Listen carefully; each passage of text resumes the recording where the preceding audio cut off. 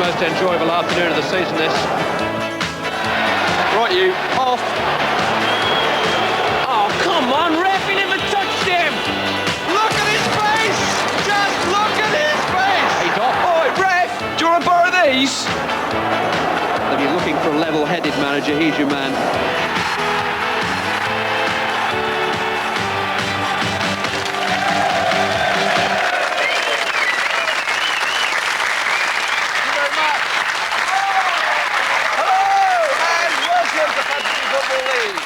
And this week we welcome the return of Phoenix from the Flames. Hey!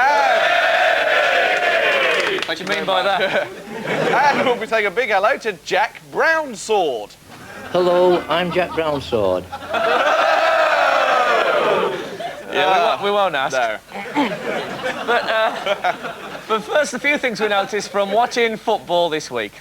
Well, first it was on, then it was off, then it was on again. But Newcastle have finally bought a sprayer.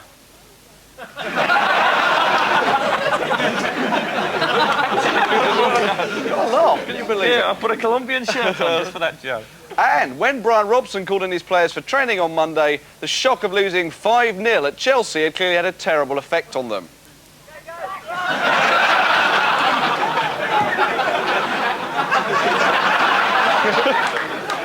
And there was a big panic at Main Road this week when Alan Ball's head went missing.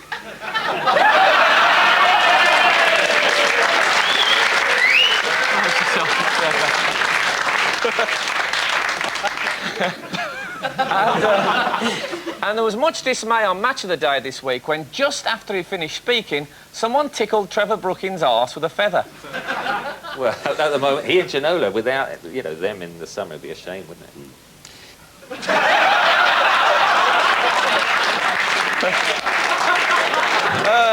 So, Stato, have you come to terms yet with Frank telling you that he loves you from last week? Have you come to terms with that now?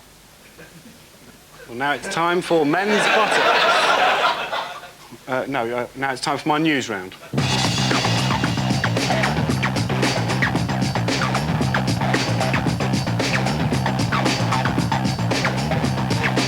The race for the BBC Two title is well and truly on, with a two-pronged attack on the top from David and Frank.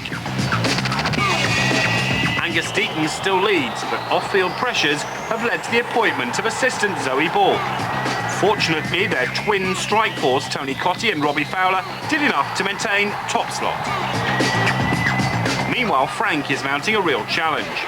More goals from the informed Noel Whelan, plus the bonus of his first points from Matt Letizia, helped Frank to second place.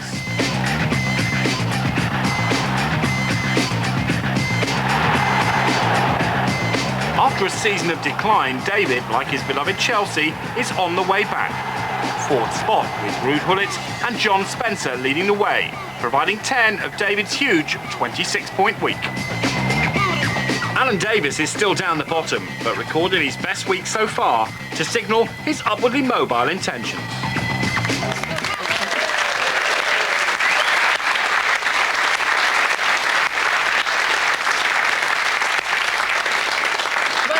We've had a lot of letters in this week. We had one, a bloke called Jason Judson from Jesmond. Absolutely true. And he said, Jurgen Klinsmann.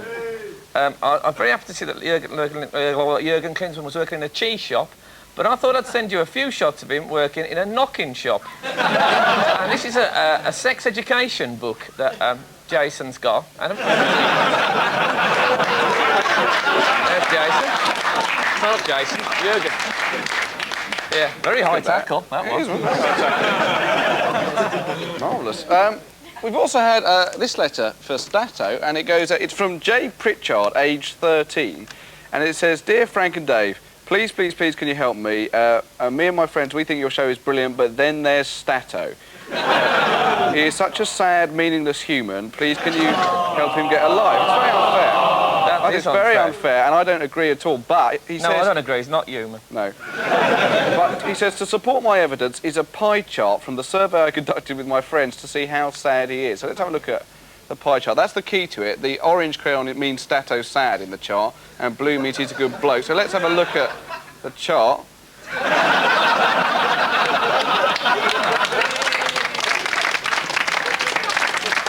think about that, Stato?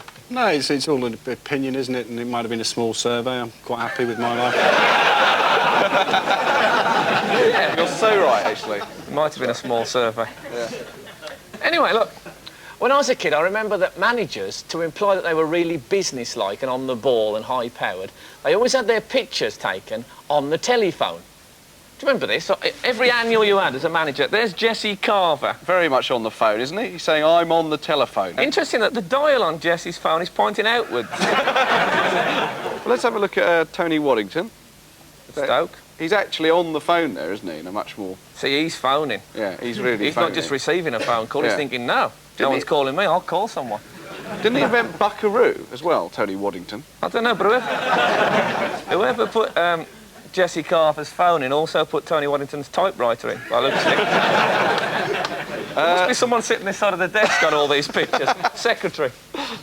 Let's have a look at the next one. Ah.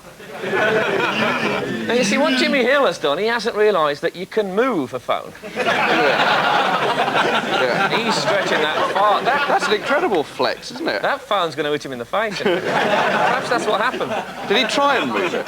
Well, I don't know, but to try and impress people, you see what he's done? He's got a pile of letters on his desk. He's put an airmail one on top to suggest he gets a lot of international correspondence. Yeah. Got another one of Jimmy. Another one of Jimmy.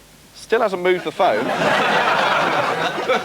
But he's got a big ashtray. Yeah. At least. Oh, but he's been looking for that pen all day. There it is, looking behind the ashtray. Of course, the point about this is you've got to get the phone shot right, otherwise you just look a bit shifty. He looks very shifty there, doesn't he? He does. Well, anyway, we can laugh at telephones in football, but they were glad of them in the days before CFAX.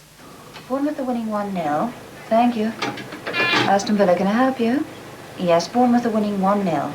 Thank you. Aston Villa, can I help you? Bournemouth are winning 1-0. Thank you. Great job. Yeah, fantastic. Oh, dear. Oh, goodness me. I'll get it. It's managers already. Doorbell's got a round Doorbell of applause. stormed it. It's Clive Thomas and Zoe Ball. Oh, marvellous. Zoe Ball, Clive Thomas and Zoe Ball, Clive Thomas. And Zoe Ball, Clive Thomas. And Zoe Ball, Clive Thomas.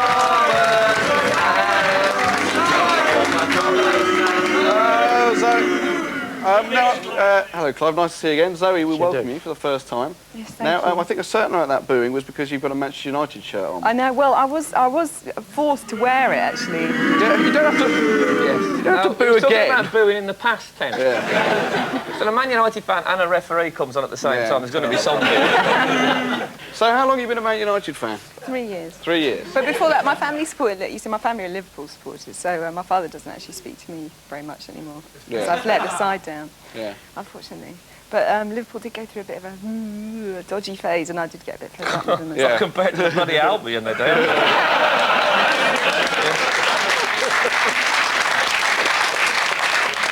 Yeah, Liverpool wobbled till about 8th in the top division. We can't see 8th from where we are. Anyway, thanks for coming. It's lovely to see you. Now, before we move on to Clive, who of course is an old regular, he's been here before. You are Angus Deaton's assistant manager then now? I am, yes, I am. He's on holiday, isn't he? He's on holiday somewhere. Where is he? Morocco, I think. You see? We know where people go there.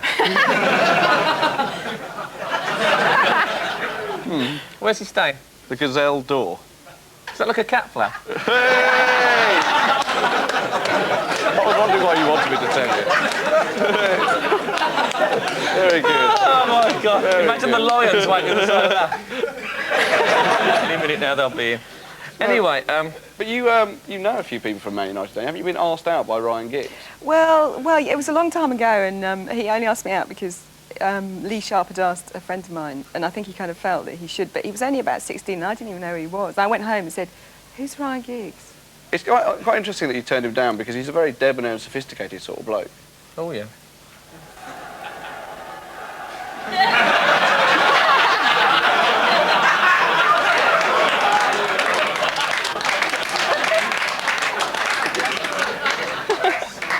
He didn't eat them though. He didn't eat them, that's true. Well, that's the next clip. No, you're quite right. You must have refereed at Old Trafford a few times, Clive. Yeah, I'm rather surprised that that you actually walked in with me, because I had some bad games there. Yeah? Did you? Oh, yeah. But you're never put off by the crowd? You must be joking. No. Never. What about this crowd? Because I could handle I could handle these, no problem.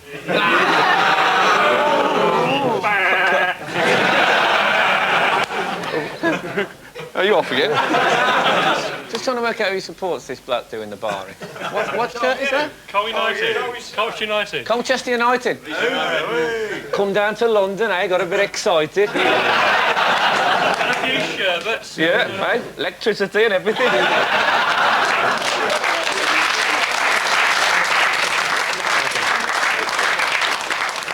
So that is your tractor on the car park. As we beat the West Brom. That bloke actually was in the Wurzels. Fantastic, eh? 1972. Watney Cup final 1972. Eh? Watney Cup final. Oh, I remember it. I remember it well. Lost on penalties. I do, lost on penalties, yeah. Watney Cup final 1972. Is that when you had your hair cut, mate?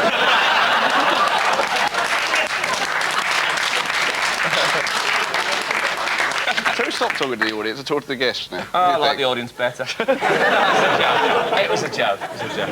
So, one thing we know about you, Zoe, is that you hate pundits. You hate football pundits. Yeah, I do.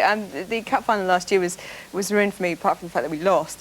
Yeah, thank you. But also because of Barry Davis. Because of Barry Davis? Yeah, he was just so lumbering and so dull and tragic. Yeah. The game was terrible, but the commentary didn't help at all. As a ref, Clive, are you upset sometimes when pundits, you know, after the event, people like Alan Hansen say, well, it was obviously not a penalty, the ref's a complete idiot. Yeah, when... You know, like if one's been given against Liverpool or something. When they show the action replays and some of your decisions you've made, like Jimmy Hill, for instance, and there's two people I hit, and he's both of them. No. No, that's not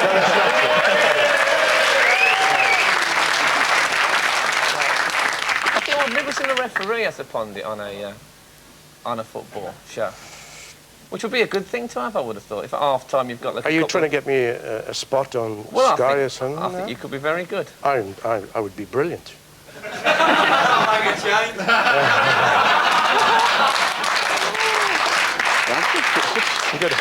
Got a few referees assessors here tonight, I think. Yeah, I think they are. Sometimes, one thing I really like about the pundits on the telly is sometimes you're watching them and they put into words exactly what you're thinking at the time.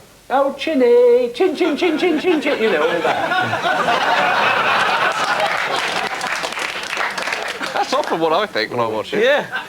Don't we do that quite a lot when he's on the telly? Yeah. Chinny, a chin, chin, chinny.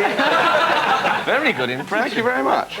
What's we going to talk? Dirty players. No, because I think it's fascinating, dirty. But obviously, as a manager, as a referee rather, Clive, you'd have thought dirty players were a bit of a nightmare. Bremner I could never get on with. Billy Bremner and I was like Red Ragtop Bull. It was hopeless. Now, Hunter was a hard man. But to me, he was a fair one.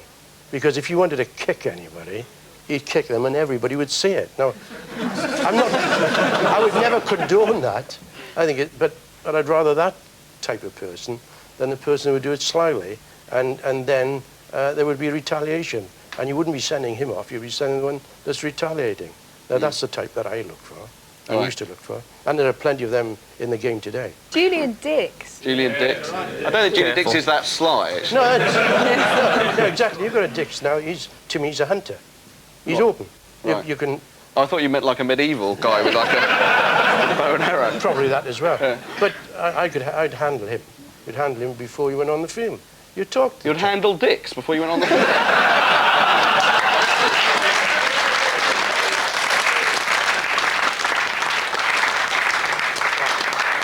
I'd handle him. I thought they'd just check the studs. Is it true in Wales when Prince Charles announced he was going to go out with someone called Di that they thought it was a big gay scandal?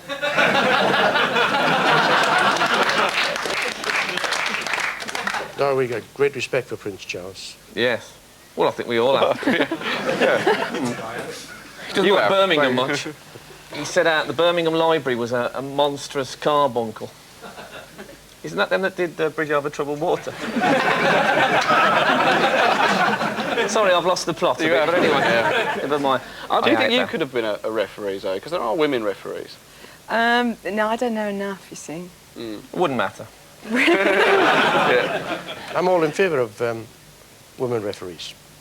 Because, by the way, some of the referees doing at the present moment in the Premier League, I think they could do better.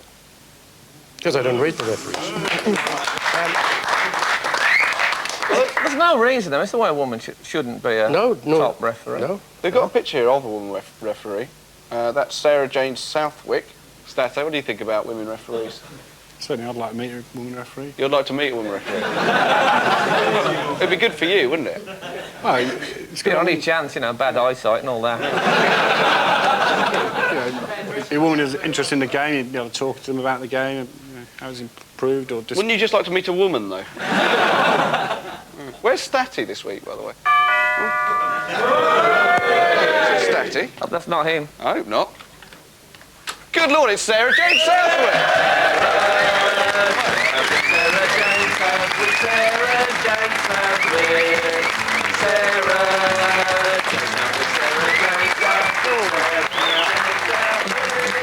Hello, Sarah Jane. Nice of you to pop by. So tell us, how long have you been a referee? Since June last year. Right. And you're a grade 3 ref. What does that mean? That's the grade that you actually start at once you've actually qualified as a referee. You start at a grade 3 and then Doesn't mean you can just play the piano not very well. No, not at all. Now, Sarah Jane, as well as being a football referee, you hold a title at the moment, do you not? Yes, I'm the current Miss Great Britain. Goodness me. What about that?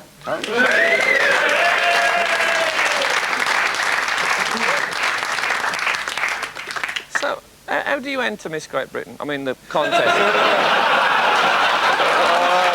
You played into the head!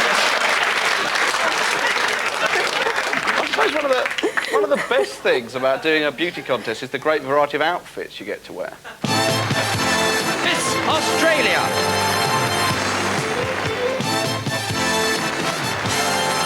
Miss Australia! Miss Australia!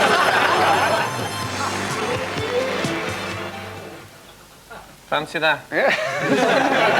Oh, no, I'm just saying I fancy. Oh, yeah.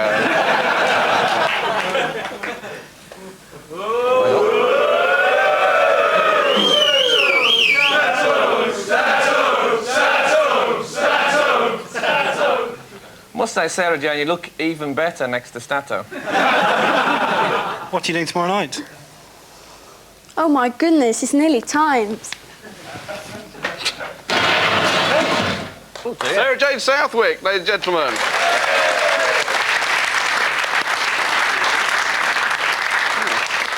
She left a bit sharpish then. That reminds me, when's Beauty and the Beast coming back? It's a good programme, that one. Oh, we had a letter from an Everton fan called Mike Carr, and he says he was looking at the 1966 World Cup final programme, and he was delighted to see that sponsorship was still going strong then. Now, this is Dennis Follows, who was the secretary of the FA. And look at that lovely blazer there Dennis has got on. And the 200 FA officials, it says, were all sponsored by Burton Tailoring, and they all got those lovely outfits. How about that? Nice? Very nice. Yeah. Now, the thing is about Burton's is that anyone who appears in one of their adverts gets a free suit. Oh, really? Hello there. Like my Burton lounge suit, £19.95. Burton beach suits. Tops from £3.99, bottoms from £8.95. Ah, lovely, isn't it? £47.50. It's my Burton diving suit. Hold it. I just want to check something on CFAX. Aston Villa, can I help you? Yes, Villa are winning 2-1. Thank you, bye. Aston Villa, can I help you? Yes, Villa are winning 2-1. Villa? There must have been an easier way, hadn't there? Yeah. I like the fact that someone rang up and she still had to repeat the word Villa. What on earth could it have been? Before we go on, people are always writing to us about Fantasy League T-shirts. Well, this week we have got some free T-shirts to give away. Oh, dear. Oh, dear. It's Patrick Mower. Patrick Mower, Patrick Mower, Patrick Mower.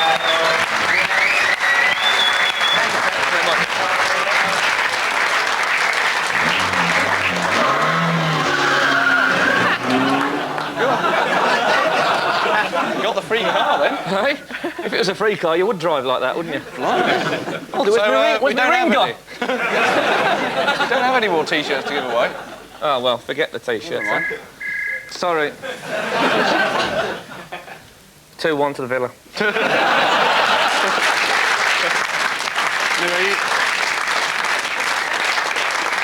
Never get a minute's peace for them. And now, yes, it's time for Phoenix from the Flames. This week... Hold on a sec. You haven't seen it yet. This week, we go back to 1953 to meet Bill Perry, who scored the winning goal in the so-called Matthews Cup final.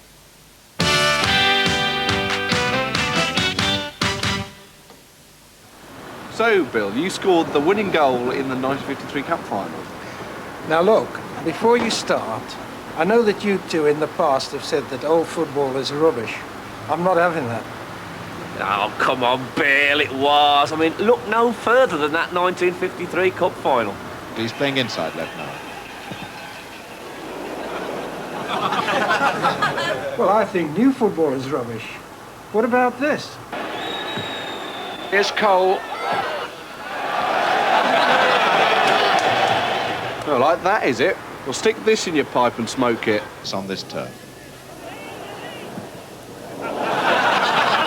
Present from Bolton to Matthews. Doesn't compare to this. And this is Cole. But surely... Let me put it this way.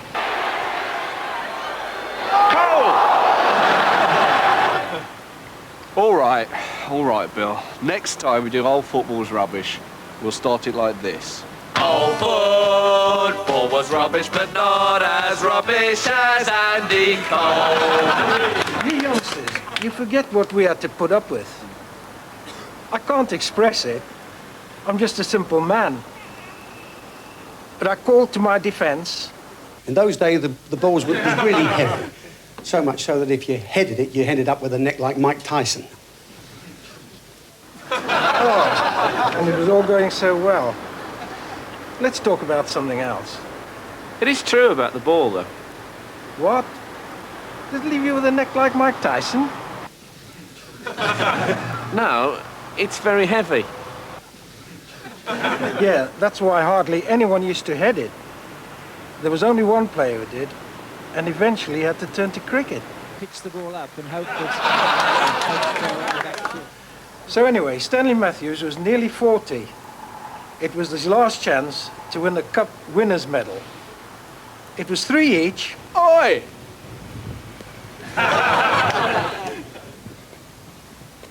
What happened to Satan Greaves the Investigate then?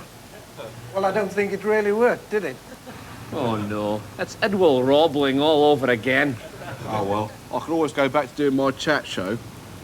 Hey,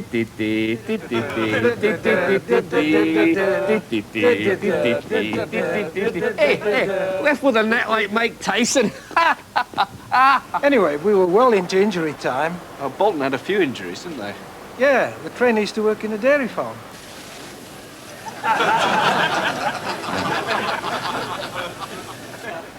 As I say, the whistle was going to blow any minute.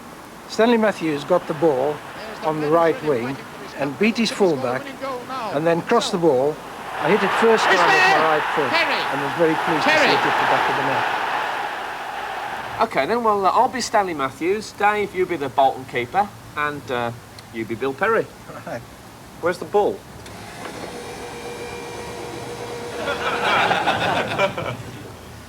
Play Kenneth Wolstenham. Matthews, a man who's really fighting for his country. He's got the winning goal now, himself.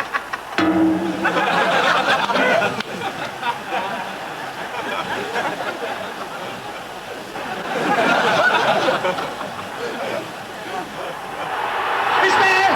Perry! Perry! Oh no, it's gone in the sea.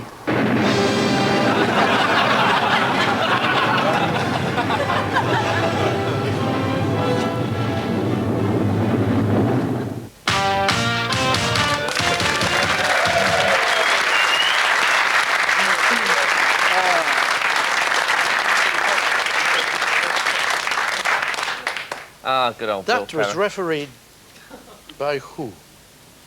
Who Not me. Who refereed it? B.M. Griffiths. B.M. Griffiths? Finest referee. Sorry, I was going to say the finest from Wales. One of the finest from Wales. Yeah. Fabulous referee. Yeah? Did One that of the game. top three. Yeah, so people always say that about the 53 Cup final, don't they? Marvellous referee. B.M. Griffiths. Never mind that Matthews rubbish. What No. about that referee? He was fantastic. I tell you, they go on about the old balls being heavy and all that, but you know, the new footballs, they're heavier than people think. Played by McGrath.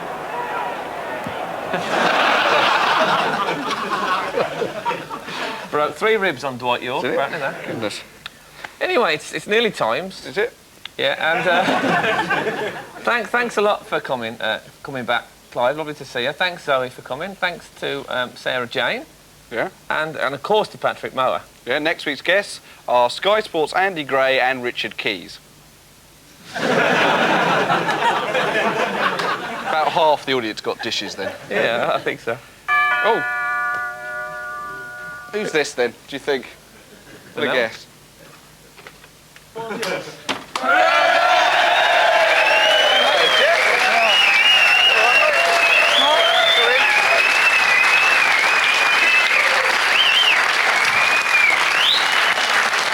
Come on then, No. Jeff, you come as Miss Australia, but I have to tell you that since your son come on Eileen last week, we have had a couple of letters of complaint. What's your response to that? Jeff Astle, ladies and gentlemen.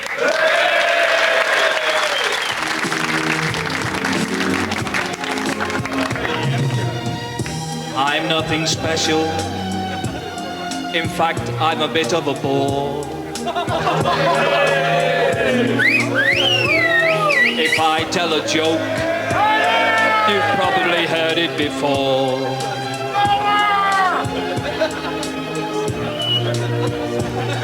But I have a talent, a wonderful thing, 'cause everyone listens when I start to sing. I'm so grateful and proud. All I want is to sing it out loud. So I say thank you for the music, the songs I'm singing. Thanks for all the joy they are bringing. Who could live without it? I ask in all honesty. What would life